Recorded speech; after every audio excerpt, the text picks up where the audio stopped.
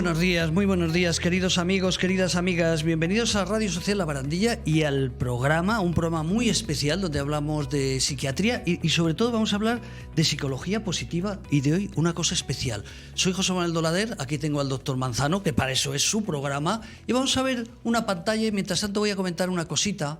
Ahí vemos psicología positiva, el doctor Manzano Callejo, profesor asociado, bueno, muchas cosas. Pero hoy me llama la atención porque vamos a hablar de algo tan bonito como es la valentía. Pero que tú me has dicho, ojo, que no es lo mismo que la osadía. ¿Qué me quieres decir, doctor Manzano? Bien. Que no es lo mismo osadía que valentía. Cuéntanos. Así empezamos ya desde el principio, que me llamó la atención. Buenos días a todos, escuchantes, a vosotros. Retomamos después del verano esta charla con el doctor Manzano y efectivamente seguimos con la psicología positiva que yo te dije antes del verano que iba a darnos para muchos programas. Y habíamos pasado al primer grupo y vamos a hablar hoy precisamente de la valentía. Y te decía yo que no es osadía. Ah, yo pensaba que era lo mismo. ¿Qué diferencia hay? La valentía es un acto en el cual uno se enfrenta a algo, toma unas decisiones concretas y asume las consecuencias de ellas. El osado se lanza y a saber qué ocurrirá. Vale.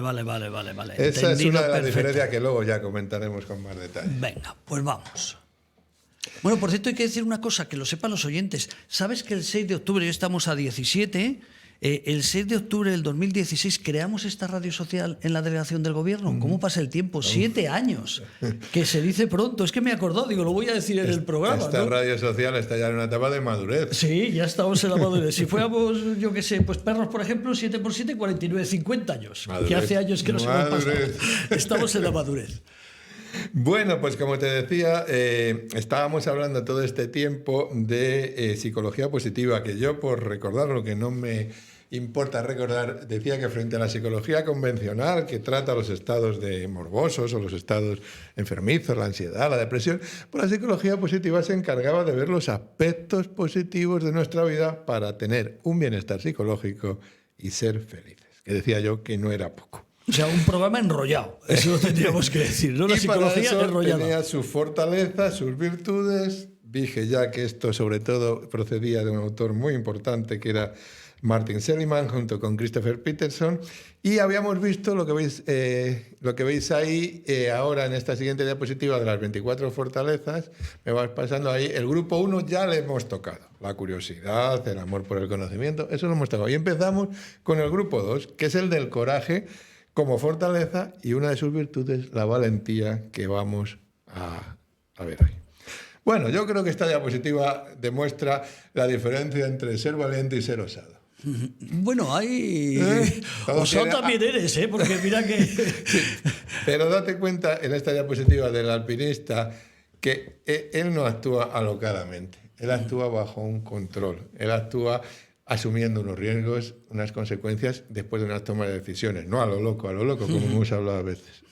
Exactamente. Entonces, yo os puse, y hago un pequeño paréntesis, un día, un breve ejemplo de un trabajo que hicimos en Salamanca hace muchos años sobre precisamente esto, ¿no?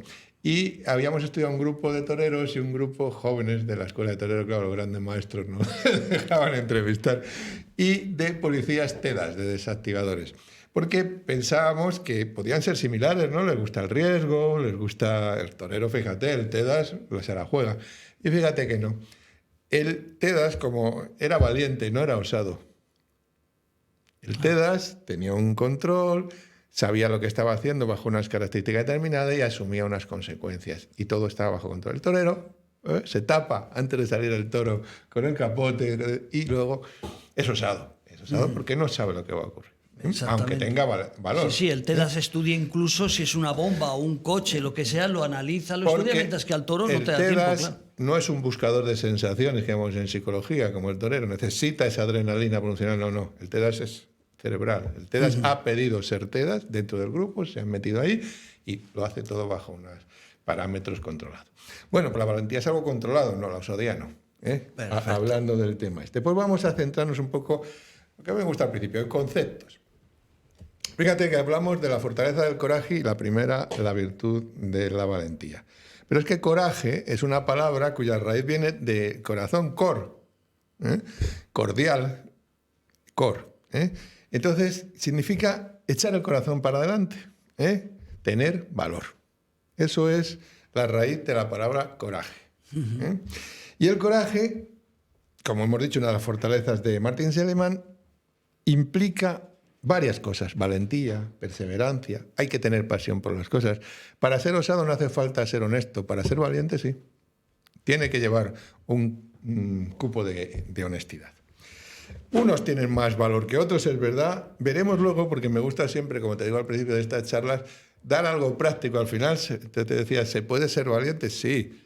¿Se puede aprender o mejorar la valentía? Sí. Veremos unos consejos al final. Pasamos a la siguiente diapositiva y nos centramos ya en lo que es la valentía, esta virtud del coraje. Fijaros que digo ahí que es una disposición para actuar de forma voluntaria. El osado a veces actúa de forma impulsiva, ni lo ha pensado. El valiente actúa de forma voluntaria. A lo mejor tiene su miedo. El miedo no es incompatible con la valentía. La osadía sí es incompatible con el miedo. El que tiene miedo no es osado. La valentía tiene a veces esa base de miedo que es necesaria en presencia de cosas evidentemente peligrosas. Pero aquí, lo que decía antes, la clave, los riesgos están evaluados. El TEDAS ha evaluado, es valiente, ha evaluado que va a desactivar un dispositivo, pero lo ha hecho razonablemente con una formación, con un protocolo. En el toreo no hay protocolo. Hay que ser osado, además de valiente.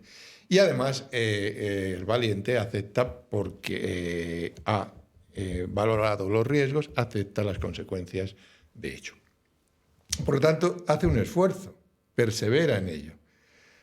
Y la valentía no se hace porque sí, se hace para fines elevados, para fines superiores. El valiente lo hace en función de una valentía física, pero no solo de esto, como vamos a ver ahora. Fijaros que estos conceptos vienen de antaño. Ya Aristóteles se preocupaba por lo de los valientes y decía que los valientes son efectivos, o sea, realmente demuestran su valentía cuando entran en la acción, pero desde la calma. El osado entra desde la impulsividad, el valiente desde la calma, y ahí actúa.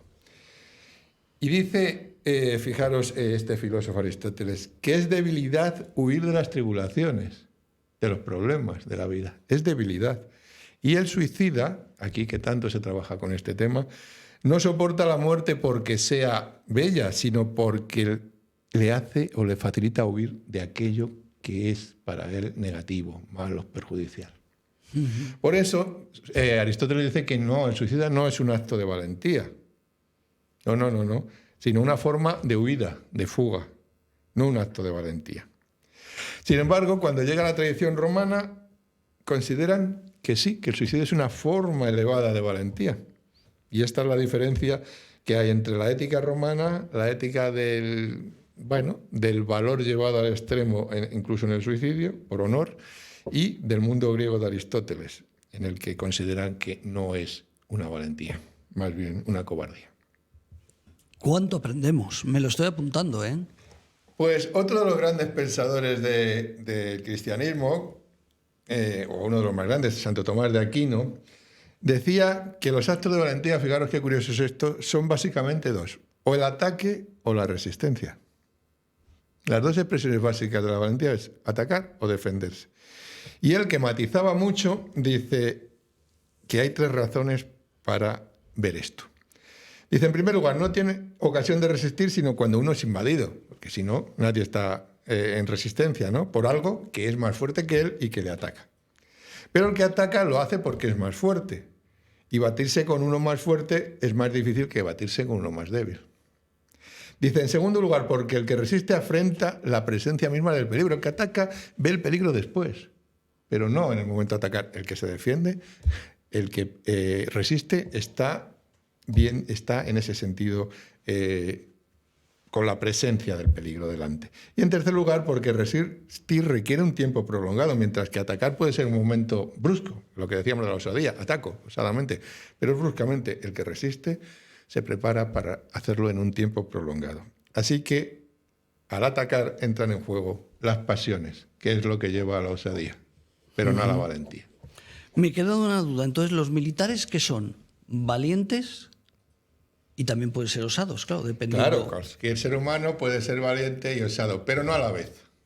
A la vez no puede haber un acto osado y un acto valiente. El acto osado es impulsivo, el acto osado nace de ese brote de impulsividad, y el acto, el acto de valentía, hay una planificación, hay una estrategia y hay una asunción de riesgo. Perfecto. No sé si con eso Sí. contesto algo. Fijaros, este es un autor no muy conocido en España, William Styron, que es un escritor estadounidense, que escribió un ensayo sobre la depresión basada en su propia experiencia. Una depresión tan severa que prácticamente estuvo al borde del suicidio. Pero dice él que hay un momento, escribe en el libro, que cambió el chip. Y él considera que eso fue una decisión valiente. En lugar de seguir avanzando en el proceso de huida, o del impulso, o de la osadía de haber saltado por un precipicio, decidió ponerse en manos de un profesional, hospitalizarse, y así pudo salvar ese obstáculo. ¿Por qué dio este salto? Él no lo sabe, pero quizá lo que ocurría es que todavía quedaba en él una parte de mente sana que le hizo ver que podía estar en una enfermedad, que podía estar en una cegazón, y pidió ayuda. Por tanto, hubo una acción y entró en juego la valentía. Era más fácil y más cobarde haberse dejado arrastrar por la solución de desaparecer en una situación límite ya. Pero él optó tuvo la capacidad todavía de poner esa valentía en juego. Te voy a pedir, fíjate, este pantallazo para algunas charlas que damos sobre el suicidio. Me parece muy interesante. Estupendo. Sí. Fíjate que digo yo al final la valentía, entonces estamos defendiendo que es una virtud de seres que tienen final, y son vulnerables. Y digo yo ahí con cierta ironía, no es de los fanfarrones la valentía. De los fanfarrones es la osadía, trabajando este binomio de osadía y valentía. Los osados no son valientes, son fanfarrones en general. Bien, siguiendo con esto, yo te decía que en todos los programas me gusta decir, bueno, puede que seamos valientes, que tengamos este rasgo, esta virtud per se, o porque la hemos aprendido en nuestro núcleo familiar, en la infancia, o puede que no. Con esto quiero decir que o se puede aprender o se puede mejorar. Y ahí pongo unas estrategias de cómo afrontar un temor. Voy a contaros 8 pasos para ayudar a afrontar un temor y, por tanto, a fomentar la valentía. La valentía siempre la utilizamos frente a un riesgo, frente a un temor. Lo primero, este miedo, el temor, hay que nombrarlo. Este paso es muy difícil, pero muy importante. No se puede superar un miedo si está oculto, si lo tapamos, consciente o inconscientemente. Entonces, lo primero es ponerle en palabras. Tengo miedo a, me tengo que enfrentar a, hacerle consciente, porque desde ahí podemos trabajar el miedo. Si el miedo permanece en el baúl del inconsciente, poco podemos hacer con él. Y al anotar cada día en un papelito qué es lo que me está produciendo miedo, le vamos poniendo palabras y le vamos haciendo consciente. Y vamos a intentar dominarlo. Escribir los miedos es muy importante, incluso es parte de terapias, la narrativa. La narrativa de un proceso morboso, escribir sobre él, reflexionar sobre él, en definitiva ponerle encima de la mesa para poder luego manejarlo. Creo que esto es entendible y estratégico. Normalmente cuando uno se enfrenta a situaciones de miedo es tan tenso y frente a la tensión hay que aplicar relajación, generalmente centrándose en la respiración. Entonces, un segundo paso en estas emociones a las que a veces hay que enfrentarse, hay que centrarse en la respiración, como digo. ¿Por qué? Porque si hiperventilamos por el miedo, porque estamos nerviosos, entonces se acelera nuestro pulso, se acelera nuestra frecuencia respiratoria y nos hace caer en un cuadro de hiperventilación. Eso hace que suba el ácido láctico, el CO2, y caemos en un ataque de angustia, en un ataque de ansiedad. Por eso se respira en los ataques de ansiedad en una bolsa para crear más CO2 y remitir ese ataque de angustia en ese momento. Por tanto, la clave de una buena relajación es un control de la respiración lenta y profunda. Una vez que estás sintiendo el miedo, una vez que te relajas, se asume mejor. Yo digo siempre que no se puede estar en dos situaciones antagónicas a la vez. Como no se puede sintonizar dos frecuencias de radio a la vez, o sintonizas una u otra. O estás ansioso o estás relajado. No puedes estar ansioso o relajado. Eso es incompatible. Entonces, de esa primera posición de ansiedad que nos produce el miedo, al que hay que enfrentarse con valentía, el hacer una respiración ayuda a relajarse y, por tanto, al ser incompatible la relajación con la tensión, pasamos al estado de relajación. Por tanto, primero, ponerlo en valor, sacarlo, escribirlo, nominarlo, denominarlo. Segundo, centrarte en la respiración para generar una respiración, una relajación. Todos hemos sido jóvenes y algunos traviesos. Estaba pensando yo en esos enfrentamientos de jóvenes que veías, o los boxeadores. Claro, es verdad, los nervios cuando te vas a enfrentar a alguien, te ponen nervioso, no atinas a la hora de dar el golpe. Estoy pensando que si supiéramos relajarnos, o en ese momento, tal vez decir al auto, espera, no le vas a decir, espera, no me pegues, que me voy a relajar y a respirar. Pero veo que sería muy interesante. Sí, recuerdo yo escenas de jovencito. Claro, el joven es más osado y en pegarse, el boxeador es más valiente. El boxeador está controlando, el boxeador tiene una técnica, el boxeador no lanza puñetazos, a no ser que esté ya groggy, de forma desatinada. No. Es valiente y está actuando bajo unas estrategias. El joven que se está pegando es osado, se lanza. Sí, que ves que no pega nada y dices, pero ¿cómo no le dará? Claro, es por esa tensión, ¿no? Claro, eso que estabas comentando de esa hiperventilación. Esa hiperventilación puede entrar en un estado de ansiedad y paralización por el miedo. Claro. Yo recuerdo en un encierro en mi pueblo de origen, en Arévalo, un chaval que además era médico y que se ponían en encierros nocturnos detrás de un panel de plástico negro. Cuando el toro veía negro se paraba. Pero claro, todos se fueron, soltaron el plástico y él se quedó allí. Y el toro venía y él no se podía mover. Estaba absolutamente paralizado. Claro. El resto no lo imaginamos. El resto no lo imaginamos. Médico a tomar por saco. Bien, entonces, aparte de ponerlo encima de la mesa, aparte de aprender, que es fácil aprender a relajarse relativamente, es cerrar los ojos, es respirar lenta y profundamente e intentar mantener la mente en blanco, la práctica de mindfulness, que ya he hablado de ella aquí algunas veces, también puede ayudar. El mindfulness, sobre todo, es que meditamos con una atención plena. Estamos en el problema, centrados. Esa es la importancia del mindfulness, centrarnos en la meditación plena. Para eso primero hay que pararse. Cuando crees que te está apareciendo esa emoción desagradable en ti, ya se enciende un piloto automático y ya todo lo que aparece es negativo. Entonces, hay que parar, hay que ponerle un stop. Y para eso, centrarte en el aquí y en el ahora, en reconocer lo que está ocurriendo, cómo estoy sintiendo, cómo estoy pensando, qué me está afectando. Vuelvo a la respiración, no voy a insistir más. Una respiración honda y relajada para mantener un estado de relajación. Un estado de comprensión en el mindfulness que es qué viene en ese momento a tu cabeza, qué personas o qué cosas lo generan. Preguntarse estas cosas, intentar comprender lo que está ocurriendo. Vuelvo a la identificación, qué emoción estoy sintiendo, tristeza, incertidumbre, vergüenza. La autocompasión no es buena, forma parte de nosotros, ¿no? Quererse quedar con el sufrimiento, mirarse el ombligo, autocompadecerse, eso no sirve de nada. Eso no sirve de nada.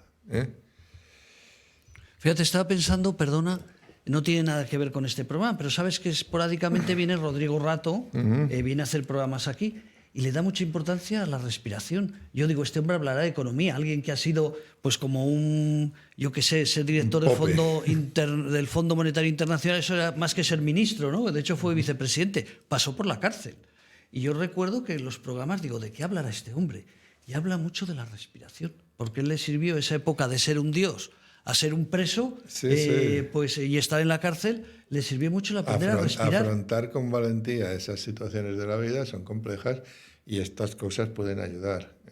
Te digo que sus programas en el YouTube de Asociación La Barandilla, YouTube donde estamos nosotros ahora, si miras Rodrigo Rato habla mucho de esto que estás comentando, de la importancia de la respiración. Sin duda, sin duda. Otro paso a tener en cuenta es lo que pongo ahí en el paso número 6, que es tienes la emoción, pero no eres la emoción. Ojo, tienes la emoción, pero no eres la emoción. Cuando la emoción empieza a disminuir en nosotros, es bueno dejarse identificar con ella, pensando que no eres la emoción, pero que la experimentas. Fíjate esta dicotomía. Yo soy José Manuel Dalader y estoy sintiendo una emoción de tristeza o de ira. Pero soy José Manuel Dalader, no soy la ira. Esta dicotomía es muy importante. ¿Por qué? Porque dejas de alimentar pensamientos que nutren negativamente esa emoción. Porque si no es un todo, que es todo ira. No, soy José Manuel Dalader, tengo un ataque de ira. Vamos a diferenciar que tienes la emoción, pero que tú no eres la emoción, para poder controlar la emoción, porque si no es un todo, un totum revolutum. Creo que se entiende este concepto. Bien, usar la imaginación de forma positiva. Pues hombre, la imaginación es algo maravilloso siempre y cuando seamos capaces de encauzarla hacia un fin concreto, ¿no? Que no sea magnificar los miedos, sino todo lo contrario. Entonces, si la imaginación, en vez de dejar que permanezca en lo que te aterra, la usas para superar el miedo, es un arma que debemos utilizar. ¿Pero cómo? Pues hombre, hay que coger un momento en el que estés calmado, como decía Aristóteles. Hay que pasar en la valentía desde el principio de la calma, no desde el principio de la osadía, digamos, ¿no? Por ejemplo, digo ahí, si tienes miedo a perderte en un edificio lleno de gente, imagínate que estás en un aeropuerto concurrido. Esa imaginación te hace empezar a vivir una situación que poco a poco y a base de repetirla en imágenes va a dejar de ser un foco de emoción negativa, es decir, de agobio de estar entre tanta gente. A base de repetir en imágenes en nuestro cerebro ello, la hacemos, digamos, de una forma coloquial, familiar para nosotros. Esa emoción la visualizamos una vez, otra vez, en un aeropuerto y el miedo tiene una curva. Llega hasta aquí, pero de ahí no pasa. A partir de ahí, desciende. Estaba pensando que más de un paciente te habrá tocado con agorafobia. Sí. Me está dando así unas referencias, que es un trastorno mental grave que no se cura con que te pongas a pensar, ¿no? Sí. Pero esto para las personas con agorafobia sería muy interesante, ¿no? Porque ellos a veces lo que tienen miedo es de salir, de moverse. Claro, de hecho se trabaja, sí. Es decir, en una persona, no sé, vamos a suponer cualquier fobia, es igual. Una agorafobia no puede salir a la puerta de la calle porque ya tiene miedo, ¿no? Primero trabajamos en relajación, porque os he dicho desde el principio que no se puede estar a la vez tenso y relajado. Luego, la base de partida es lo que decía Platón, es desde la calma. Él no usaba la palabra relajación, desde la calma. Primero enseñamos al paciente a relajarse y a partir de ahí trabajamos en imágenes, situaciones que le producen fobia. Y después de superadas, pasamos a la fobia real. ¿Qué es el ascensor? Ahora montes en el ascensor, que ya le hemos trabajado previamente en imaginación.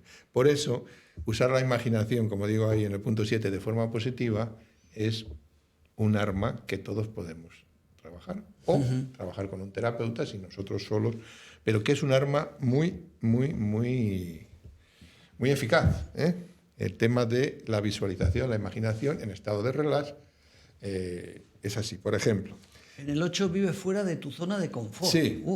Sí. Este es el paso 8. Quería aclarar del paso 7 solo una cosa sobre esto que estábamos hablando, ¿no? Recuerdo un paciente que simplemente se llegó a la consulta porque en una rotonda se había dado un golpe, una mujer conduciendo, bueno, pues que alguno había entrado antes, bueno, un golpecito, nada de acabar en el hospital.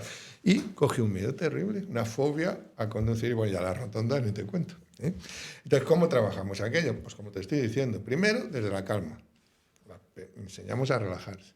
Cuando la enseñamos a relajarse, la pusimos en exposición, en la imaginación, situaciones anteriores al golpe. Por ejemplo, usted estaba en casa, salía de su casa, cogía el coche, para que fuera bajando la ansiedad en cualquiera de los momentos previos al golpe hasta llegar al golpe. Y después había que coger el coche. Bien, esa exposición y esa imaginación le ayuda a superar ese miedo, esa fobia. Y así, multitud de ejemplos, ¿no? Luego es un arma muy eficaz. Vivir fuera de la zona de confort, ¿no? Que deja un poco así. Claro, es que en la zona de confort no resolvemos los problemas, ¿eh? No. Si no salimos de nuestra zona de confort, no nos enfrentamos al miedo, al problema, y entonces seguimos viviendo en nuestras fobias, en nuestros miedos, que todo el mundo tiene, ¿eh? Que todo el mundo tiene miedos, tiene fobias, tiene situaciones que se calla, pero que ahí están, ¿no? Y si te quedas en tu zona de confort, es como quedarse en el banquillo, no juegas el partido. Entendido. Si no juegas el partido, puedes perder si lo juegas, pero desde luego también puedes ganar. Si no lo juegas, no hay nada que hacer. Es decir, hay que salir de la zona de confort. En el punto número 9, yo digo que hay que aceptar que somos humanos. Con eso que digo, acepta que fallarás. Pues claro que sí, pero si el fracaso es la constante del ser humano. Pero, he dicho muchas veces en este programa, no es más que el principio de una nueva acción. Yo he fracasado en esto, sí, pero este no es el final. Este es el principio del nuevo paso que voy a dar para enfrentarme a la situación que sea en la vida. Ahí pongo, por ejemplo, todo el mundo fracasa. En los negocios, en los líderes, en los chefs, en los científicos, en los médicos. Si el fracaso es consuetudinario al ser humano, esto es así. Y hay que tenerlo claro. ¿Por qué? Porque a veces, frente al fracaso, desarrollamos un perfeccionismo, una idea de perfeccionismo brutal que es imposible de pasar al plano de lo real. Y claro, la frustración es evidente, ¿no? El fracaso es evidente. Luego acepta que el fracaso está en la vida, que el fracaso puede ocurrir, que puede fallar, pero que no es más que el principio de una nueva acción para intentar seguir hacia adelante, en cualquiera de los ámbitos. Fíjate, hablamos, esto tendríamos que prepararlo para otro programa, pero el otro día a uno de estos actores, que ahora no recuerdo el nombre, pero que todos, si me acuerdo el nombre, todos conocemos, hablaba el que ha vivido en Estados Unidos, que ha hecho muchas películas, que en Estados Unidos había habido un estudio entre universitarios y la mayoría de ellos querían ser empresarios. Y sin embargo en España se había hecho otro estudio y la mayoría de ellos querían ser funcionarios.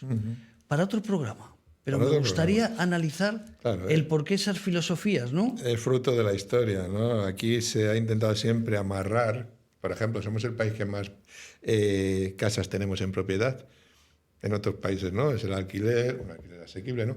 Tendemos a amarrar y tendemos a... Eso siempre es síntoma de inseguridad, personal o colectiva.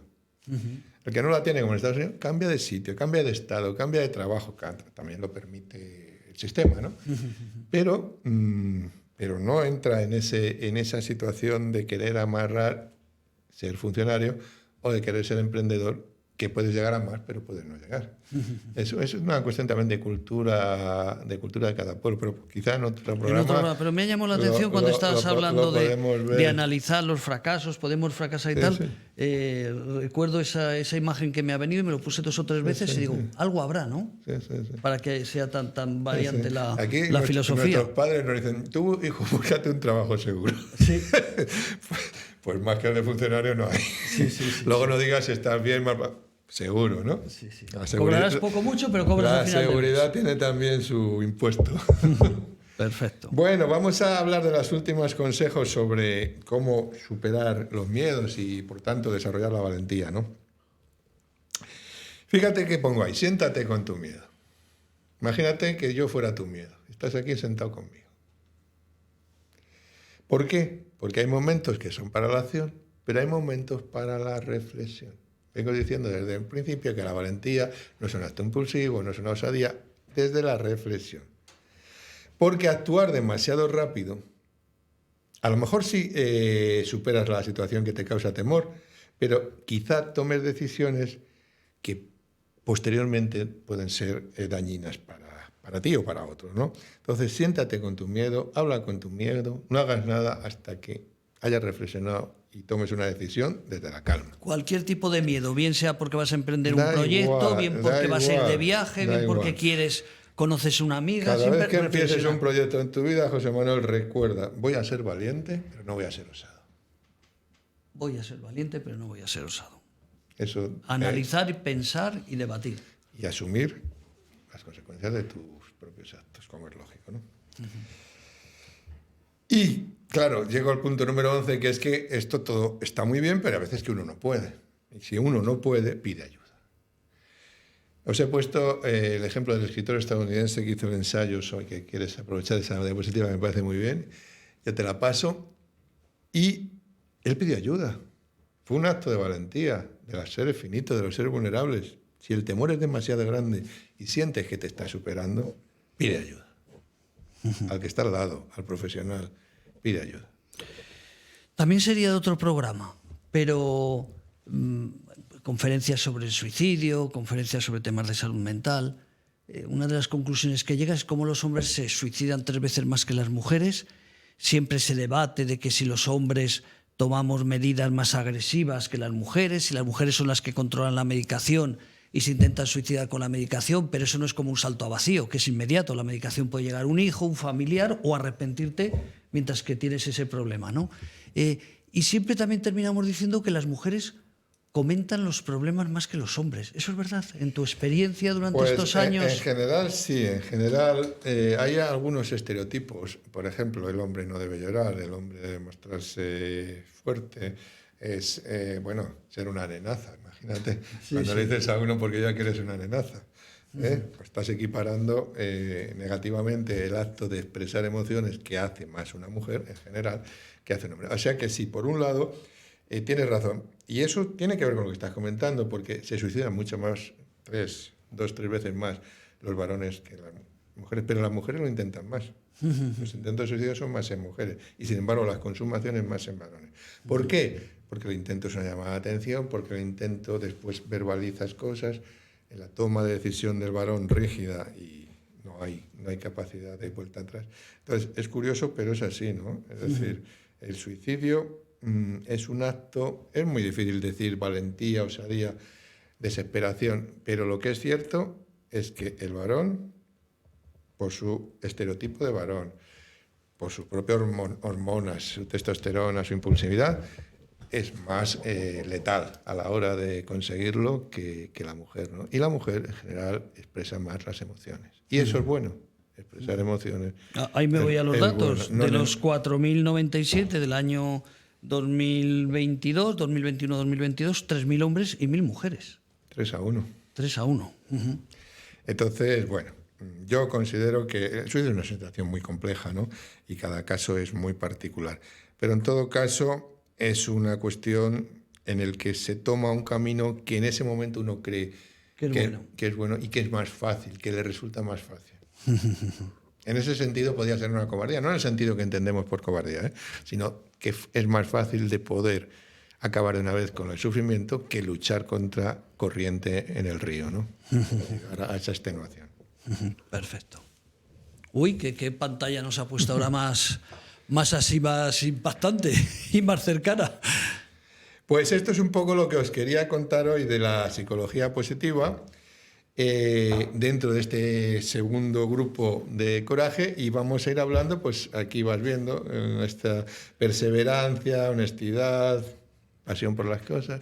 Vamos a seguir viendo los aspectos positivos de la psicología para que busquemos ese bienestar que no me canso de repetir. Lo hemos explicado en varios programas, pero para despedir, ¿todos los psicólogos trabajan o se forman en estas situaciones más positivas o eso es una corriente dentro del mundo de la psicología? Esto es una corriente, como todo. Hay psicólogos que trabajan más la parte clínica, trabajar la ansiedad, trabajar la depresión con otras técnicas, y hay quien se centra más en trabajar en estos temas de fortalezas, de psicología positiva, porque tiene su indicación. Es decir, tú a un depresivo suicida no puede funcionar en ese momento la psicología positiva, pero sí a alguien que ha tenido un desengaño, que ha tenido una pérdida de trabajo, que se ha sentido traicionado a lo mejor por una pareja, y valorar las situaciones positivas y ayudarle a la psicología positiva tiene su importancia. No todo el mundo lo hace, no todo el mundo trabaja en la misma línea.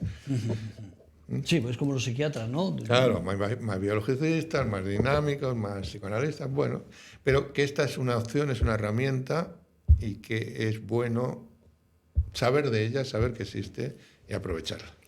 Perfecto. ¿Alguna cosita para terminar?